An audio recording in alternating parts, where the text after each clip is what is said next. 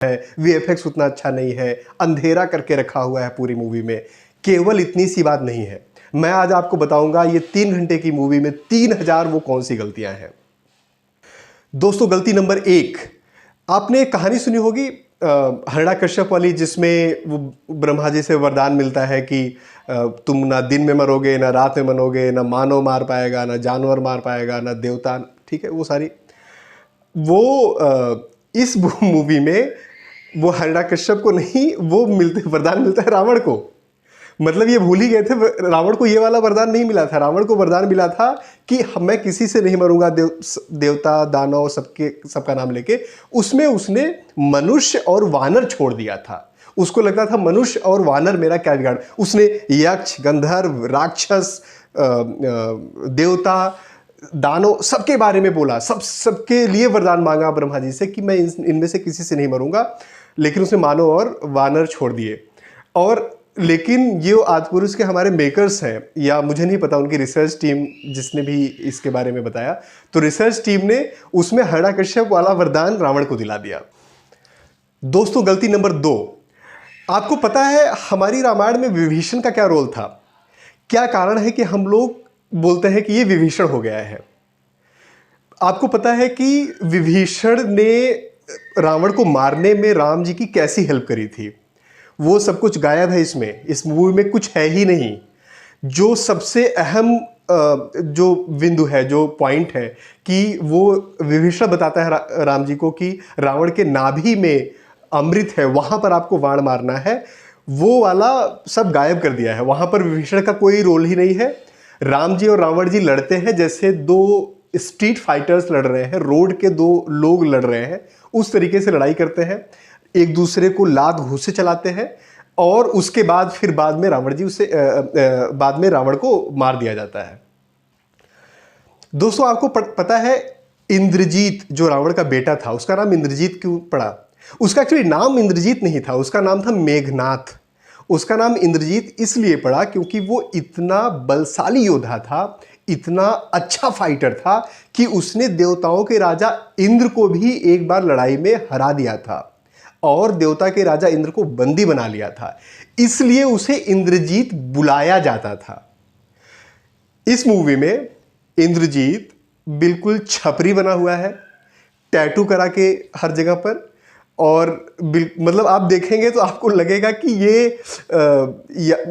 ये south x का या यहाँ पर दिल्ली के एरिया का कोई ऐसा लड़का है जिसकी जो बिल्कुल टपोरी लैंग्वेज में बात करता है। तू चला जा यहां से, तू आ जा यहां पे, अभी तेरे को ऐसे बताऊंगा। बस उसने शायद गाली दी हो सकता है सेंसर बोर्ड ने उसे गाली निकलवा दी हो। इस तरीके का कैरेक्टर इंद्रजीत का है इस मूवी में। दोस्तों, इस मूवी में राम जी के बारे में, हनुमान जी के बारे में तो बहुत सारे आपको रिव्यूज अब तक मिल गए होंगे कि उनसे किस तरीके के डायलॉग्स बुलवाए गए। लेकिन एक हमारे मन में एक छाप पड़ी हुई है कि किस तरीके से, और जितने भी आप रामायण पढ़ेंगे, ऐसा नहीं है कि मैं केवल इस तरीके से बात कर रहा हूं कि मैंने कोई रामायण पढ़ी नहीं है। अगर डायरेक्ट रामायण नहीं तो कम से कम उनके सारांश या उस पर टीका वो जरूर पढ़ी हुई है। आप वाल्मीकि रामायण लीजिए, अद्भुत रामायण लीजिए, कंब रामायण लीजिए, रामचरितमानस लीजिए, ये जितने भी आप करेंगे तो कुछ चीज़ें बहुत ही कॉमन है। जैसे बहुत सारे वेरिएशंस मिलते हैं प्लॉट में, लेकिन कुछ ये कॉमन है। जैसे लंका सोने की होती है, हमारी मूवी में, इस मूवी में लंका काली है, फैक्ट्रियां लगी हुई है, धुआं निकल रहा है फैक्ट्रियों से। मतलब मॉडर्न, आप कब की स्टोरी बता रहे हो? हम स्टोरी को हर समय रीराइट करते हैं। आप वाल्मीकि जी की रामायण देखोगे तो बहुत सारे उसमें आपको पॉइंट्स मिलेंगे जो जिस तरीके से डिस्क्राइब्ड है वो तुलसीदास की रामचरितमानस में उस तरीके से डिस्क्राइब नहीं है।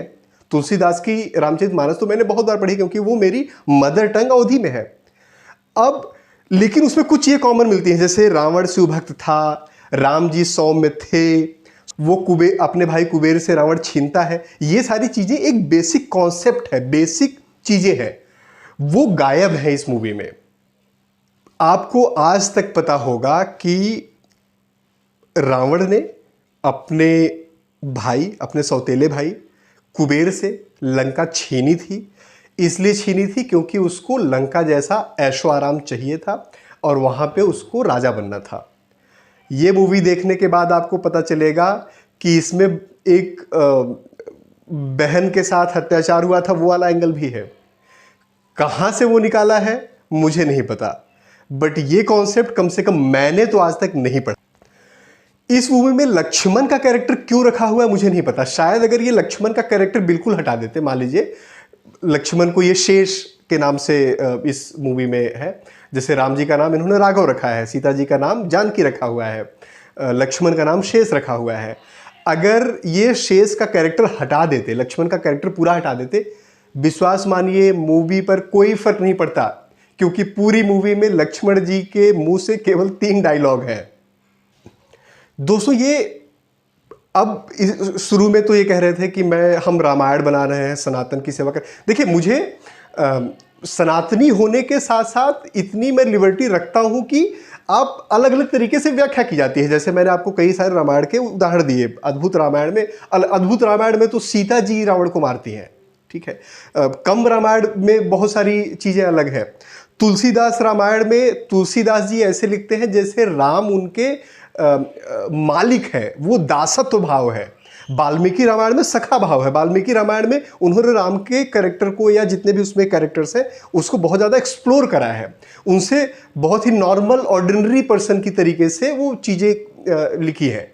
ये समझ में आता है कि हर समय के हिसाब से, काल के हिसाब से आप चीज़ों को अलग अलग रखते हैं, लेकिन क्या आप जो इसका बेसिक कॉन्सेप्ट है उसे ही ख़त्म कर देंगे? मैं आपको एक और एग्जाम्पल देता हूँ। जो इंटरवल के बाद सीक्वेंस है, लड़ाई का, फाइट का जो सीक्वेंस है, आप उसे देखेंगे। अगर आप हॉलीवुड की मूवीज़ देखेंगे तो आपको लगेगा 3 मूवीज़ है जिसको इन्होंने मिक्स किया है और अपने कार्टून वाले कैरेक्टर्स उसमें डाल दिए हैं। इन्होंने बैटमैन लिया, इन्होंने एवेंजर्स लिया और इन्होंने प्लैनेट ऑफ द ऐप लिया। ये तीनों मूवी को लिया और ऐसे मिक्स किया और ऐसे किया, और उसमें जो उनके कैरेक्टर्स थे उसकी जगह पर अपने कैरेक्टर फिट कर दिए और अपनी मूवी का प्लॉट तैयार कर लिया। विश्वास मानिए कई सीन तो बिल्कुल एग्जैक्टली कॉपी किए हुए हैं। दोस्तों एक और गलती मैं बताता हूं। देखिए ये महाभारत के बहुत बाद तक ऐसा कॉन्सेप्ट था, और इवन आज के टाइम पे भी जो अभी कुछ सदियों पहले तक ये कॉन्सेप्ट था कि जो लड़ाई होती थी वो केवल दिन में होती थी, रात में लड़ाई, मतलब अगर आप बिल्कुल लड़ाई जीतने वाले हैं, युद्ध जीतने वाले हैं, उस समय भी शाम जैसे ही होने वाला है तो शाम के समय आप रख देंगे, सारे अस्त्र रख देंगे और एक दूसरे के शिविर में जाते हैं, घायलों का उपचार होता है। ये कॉन्सेप्ट था। राम जी और रावण रात में लड़ाई कर रहे हैं, रात में, घनघोर रात है और लड़ाई कर रहे हैं। दोस्तों आपको पता है कि रावण ने अपने भाई कुबेर से एक तो लंका छीनी थी, उसका सारा खजाना छीना था, सारे सैनिक और वो सारी चीज़ छीनी थी, और एक बहुत ही इंपॉर्टेंट चीज़ छीनी थी, पुष्पक विमान। पुष्पक विमान के बारे में कहा जाता है कि वो उस समय इकलौता विमान था जो किसी और के पास नहीं था, केवल रावण के पास था। इस मूवी में इन्होंने ये प्रोग्रेसिव बनने के चक्कर में, लिबरल बनने के चक्कर में पुष्पक विमान को चमगादड़ बना दिया है। मतलब एक्चुअली वो चमगादड़ भी नहीं है, मतलब चमगादड़ तो उससे थोड़ा सा काफ़ी बेटर और अच्छा लगता है, चमगादड़ भी नहीं है। इन्होंने कुछ रोबोटिक सा बनाया है। वो आप अगर उसकी इमेज अगर आप गूगल करके देखेंगे तो आपको समझ में नहीं आएगा चमगादड़ है, चिड़िया का बच्चा है, रोबोट है वैसा, या कौन सा जानवर है। अगर वो आप जानवर पहचान जाए और मुझे कमेंट बॉक्स में लिख के बता दें तो मैं आपको एक अच्छा गिफ्ट में दूंगा। दोस्तों अगर हम लोग वाल्मीकि रामायण को छोड़ दें तो ज़्यादातर जितने भी रामायण हैं वहाँ पर सारे कैरेक्टर्स ऑलमोस्ट वेजिटेरियन हैं, और उनके बारे में ऐसा नहीं है कि वो नॉनवेज खा रहे हैं या रावण मीट खिला रहा है। मतलब ये जो पुष्पक विमान का जो कैरेक्टर इन्होंने बनाया हुआ चमगादड़, रावण उसको मीट खिला रहा है काट काट के। एक सीन में तो रावण के महल से ऐसा लगता है कि सारे जो मजदूर थे, लेबर थे, जो उसके सैनिक थे, सब हट गए हैं और वो वेल्डिंग कर रहा है, मास्क लगाता है और वेल्डिंग कर रहा है कि आज मैं ये हथियार बनाऊंगा और उस हथियार से लड़ाई करूंगा। दोस्तों एक बहुत ही सरप्राइजिंग चीज़ मैं आपको बताऊं, इस मूवी में जब सीता हरण हो रहा है ना, तो रावण आता है साधु का वेश बना के और सीता हरण करता है। और आपने वो सीन देखा होगा जिसमें सीता जी को ऐसे उल्टा लटकी हुई है और उस पर कुछ ऐसे रोप सा तने से बंधे हुए हैं, रावण आगे चल रहा है और वो खिंची हुई चली जा रही हैं, जैसे भूत वाली मूवीज़ में होता है या उसमें होता था, इस हैरी पॉटर की मूवीज़ में होता था, वैसा सा कुछ सीन क्रिएट किया हुआ है। और राम और लक्ष्मण दूर खड़े होकर देख रहे हैं, मतलब एक सीन में, एक फ्रेम में राम और लक्ष्मण दूर से देख रहे हैं कि सीता का हरण हो रहा है। दोस्तों आपको पता है कि जो जटायु जी थे वो क्या थे? जटायु जी गिद्ध थे। हम लोग आज तक जानते हैं जटायु और संपाति दो भाई थे। जटायु और संपाति में शर्त लगती है, वो लोग सूर्य तक उड़ते जाते हैं, संपाति जी के पंख जल जाते हैं।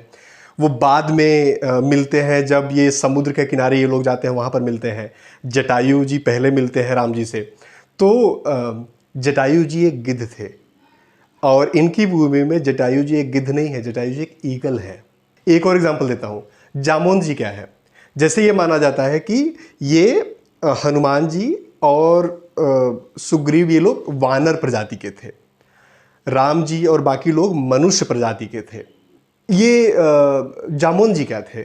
जामोन जी एक रीछ थे। रीछ एक अलग प्रजाति होती है।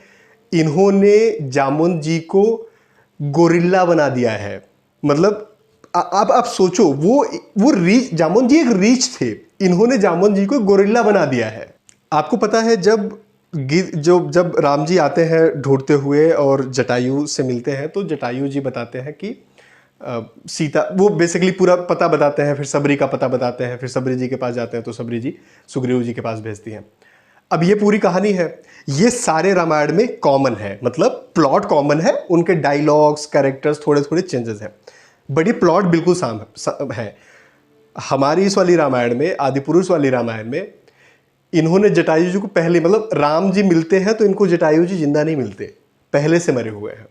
पूरी मूवी में राम जी पे केवल एक सिंगल भाव है, गुस्सा। अब देखो, गुस्सा से मुझे बहुत ज़्यादा प्रॉब्लम नहीं है, वैसे भी हमारे जो पुरुष है, देव पुरुष है, जो महापुरुष हैं, उनके हाथ में हथियार तो हमेशा होता है, और वो हथियार शोकेस करने के लिए नहीं होता। ऑफ कोर्स वो गुस्सा करते हैं या दंड देते हैं जब दंड देने की जरूरत पड़ती है, लेकिन कभी मुस्कुराते भी हैं। वो ऐसा नहीं है कि किसी एक पर्टिकुलर रीजन के लिए हमेशा गुस्से में चल रहे हैं। वो पूरा भाव, जो राम जी का कैरेक्टर निभाने के लिए जो एक चेहरे का एक्सप्रेशन चाहिए था, फेशियल एक्सप्रेशन चाहिए था प्रभास में, वो मतलब इनको पहले तो प्रभास को नहीं लेना था, क्योंकि प्रभास को लग रहा था कि मैंने बाहुबली 1 बनाई, बाहुबली 2 बनाई, अब मैं बाहुबली 3 बना रहा हूँ। इसकी जगह पर ऑडिशन करते हैं बहुत सारे ऐसे एक्टर्स निकल के आते हैं जो राम जी का कैरेक्टर इससे बहुत बेहतरीन करते हैं।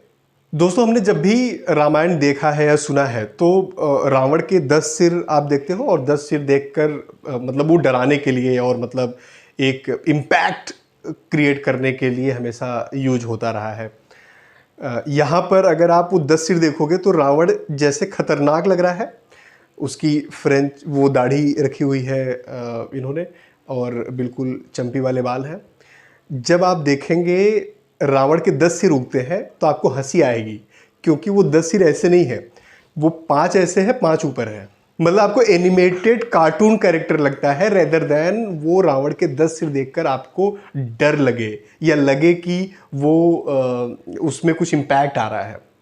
रावण के बारे में देखो, रावण के बारे में ये बुराई हमने सुनी है और ये चीज़ें हमने हमेशा से देखी है, पढ़ी है, लेकिन हमेशा से ये माना जाता है कि रावण बहुत ही विद्वान था, शिव जी का बहुत भक्त था, और बहुत सारी चीज़ें उसे, रावण का अगर कैरेक्टर इनको मल्टी डायमेंशनल दिखाना था तो बहुत सारी चीज़ें दिखा सकते थे। वो दिखा सकते थे कि रावण सितार कैसा बजाता था, वो रावण ने जो शिव जी के लिए जितने भी स्तोत्र रचे हैं उसके बारे में कुछ दिखा सकते थे। मतलब आपको क्यों दिखाना है ऐसी चीजें जो बेसिक कॉन्सेप्ट से ही नहीं मेल खाती रामायण से। अब आजकल तो हमारे शुक्ला जी और बाकी लोग बोल रहे हैं कि ये रामायण पे बेस्ड है, प्रेरित है, ये रामायण की कहानी है ही नहीं। दोस्तों, अगर आपको मेरी दी हुई जानकारी अच्छी लगी तो मेरे चैनल को सब्सक्राइब जरूर करिए और कमेंट में बताइए अगर आप ये मूवी देख कर आ रहे हैं तो आपको ये मूवी कैसी लगती है।